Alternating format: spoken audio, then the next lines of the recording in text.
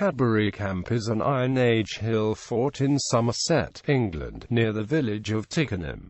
It is a scheduled monument. Although primarily known as a fort during the Iron Age, it is likely, from artifacts, including a bronze spear or axe head, discovered at the site, that it was first used in the Bronze Age and still occupied through the Roman era into the Anglo-Saxon period. It has been associated with Arthurian England and Camelot. However, there is no evidence to support this.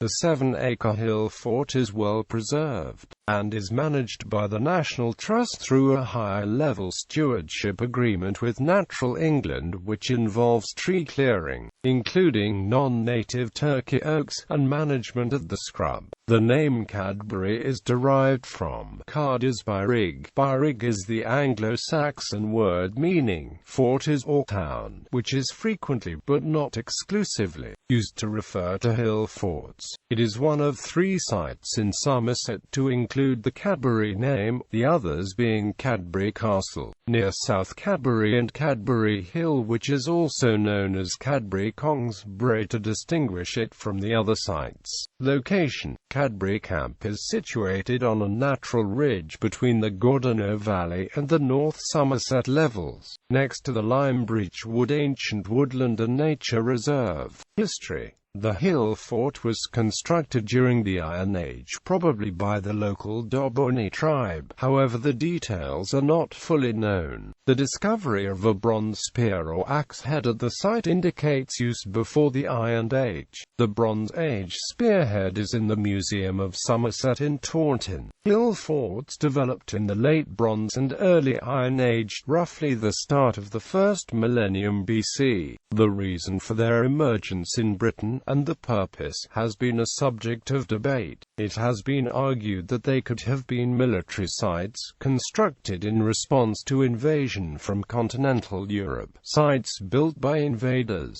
or a military reaction to social tensions caused by an increasing population and consequent pressure on agriculture. The dominant view since the 1960s has been that the increasing use of iron led to social changes in Britain. Deposits of iron ore were located in different places to the tin and copper ore necessarily to make bronze, and as a result trading patterns shifted and the old elites lost their economic and social status. Power passed into the hands of a new group of people. Archaeologist Barry Cunliffe believes that population increase still played a role and has stated the forts provided defensive possibilities for the community at those times when the stress of an increasing population burst out into open warfare. But I would not see them as having been built because there was a state of war. They would be functional as defensive strongholds when there were tensions, and undoubtedly some of them were attacked and destroyed. But this was not the only, or even the most significant, factor in their construction. The fort, which covers about 7 acres, consisted of ditches and earth banks topped with a wooden fence in an elevated position above the marshy land below. The ramparts are 45 feet apart.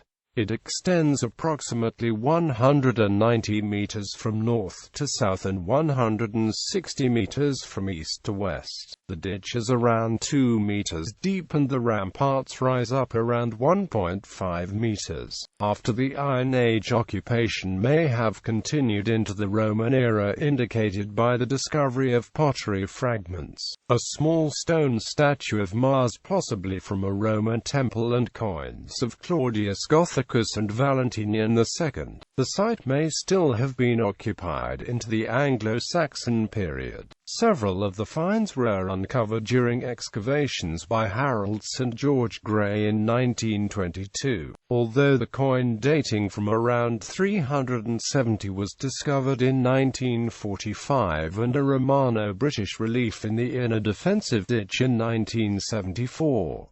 The relief was given to North Somerset Museum, and loaned to Bristol City Museum and Art Gallery. During World War II, the site was used for bomb disposal and as the location for a searchlight battery.